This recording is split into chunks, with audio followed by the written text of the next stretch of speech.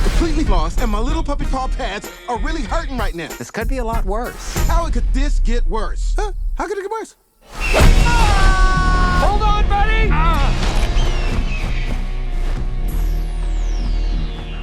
Well, it's no surprise that Will Ferrell and Jamie Foxx are a great duo and play great off of one another. I have to say the same, for Randall and Isla. Just like the four of them, like we did get them all recording together a couple of times.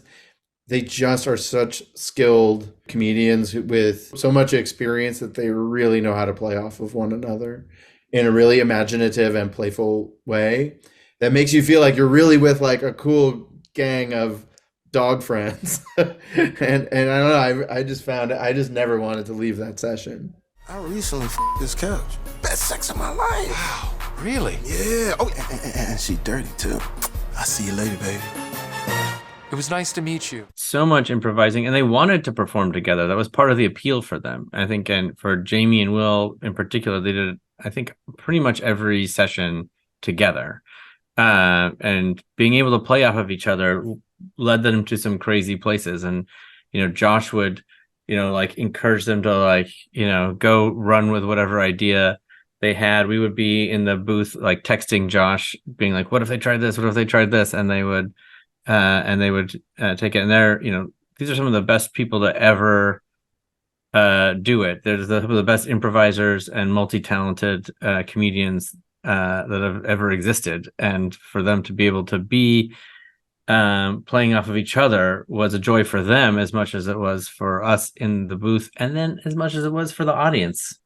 Whoa! You look different. You look different too. How so? Is it my human hands? Hold up.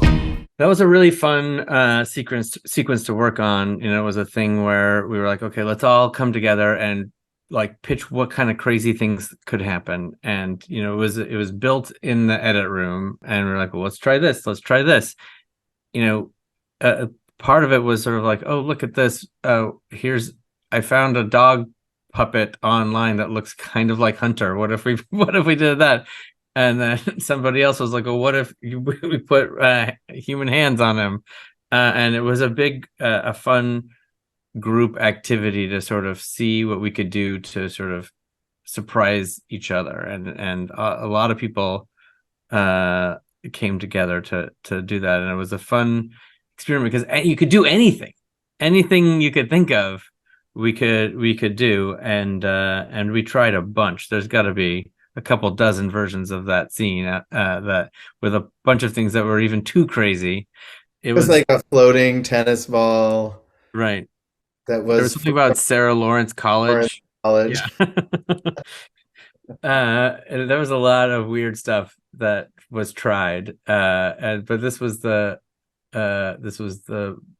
most fun ones I think we got. Hunter, your cone. Oh, yeah, I know. I should probably take it off. No, it's growing. Oh, my God.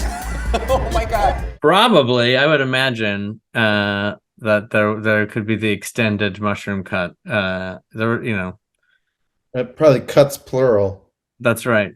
There was a lot.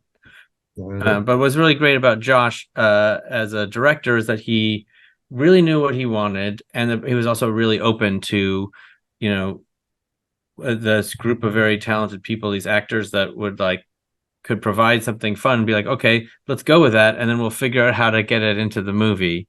And so the ability to have a clear vision but to also be open is something that is really tricky and hard to do, but the great ones do it, and Josh really did. My name is Miles Morales. I'm Brooklyn's one and only Spider-Man. Only that we're going to take the time it needs for it to be a great and satisfying conclusion to the trilogy, and we'll let you know when we know more. But everyone's working really hard on it and I've already done a lot of really wonderful work. I'm lost. You're a stray now. You can do anything you want. This beer doesn't taste good, but I like how it's making me feel. I mean, part of me is like, what does Garfield really sound like if he wasn't, you know what I mean? If he was R-rated? Because I actually think Garfield is R-rated. And he just had to he had to censor a lot of his inner thoughts. That jumped to mind. Somebody mentioned to me recently, because I certainly thought about Ted, another wonderful Universal classic. Not an animal, but I wouldn't have minded if during the mushroom trips they winded up interacting with Ted the bear. But, you know, unfortunately the idea came too late in the creative process, but maybe next one. You are officially a stray. That would mean Doug doesn't love me. Poor little guy. I should probably talk to him. I am a therapy dog. I mean, they all were so dialed in. And in any given turn, they would impress me so many different ways. I actually am going to give you a weird answer, but I think it's tricky to become a dirty couch who is breaking up with a dog because you discover he's cheated on you with other couches. So I was kind of really blown away with Sofia Vergara's commitment to being a couch, breaking up with her dog. But it's a tough question. It's like asking me my favorite child. It's like there's no easy way out of that question. But I was blown away with Sophia's commitment to that funny role.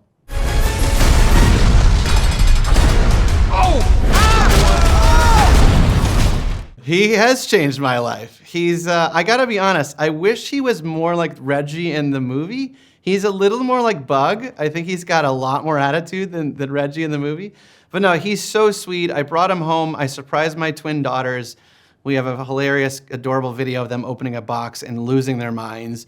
And yeah, I've had dogs my whole life. I've never had a terrier. So, word to the wise, they have a lot to say. I've always had like sort of dogs that don't bark a lot. He's got a lot to say, so that's interesting. But no, we absolutely love him. Such a joy. There was another dog adopted on the film by another producer, and just yesterday I had them re-meet each other. They hadn't seen each other in a couple years. So we met up at the dog park, which was fun. But no, my Reggie, who my daughters, of course, aptly named Reggie, is just such a joy to have in our house. Having Will Ferrell run around your house is quite fun. Going back to Doug's. What? Man. And he needs to pay for what he did with the only thing he truly loves. I'm gonna bite his off. Yes, although here's a fun wrinkle.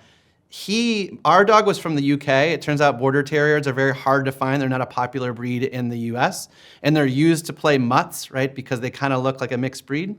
So he's British. So I guess he's like a British Will Ferrell. So maybe he's like Sherlock Holmes. I don't know. It's like maybe I have Will playing Sherlock as a dog in my house. Yeah. I'm Star. Short for Starbra. Assume yours is Barbara. Nope, just Barb. Plain old Barb. I think they could potentially have turned into the two sea turtles that were on Trisha's side. So maybe they're sea turtles out in the ocean and they teamed up with Trish to go maybe like fight crime underwater. And they have a run-in with Morgan Freeman, the crab, and who didn't die. If you remember, we thought he killed himself at the end of that scene in Barb and Star.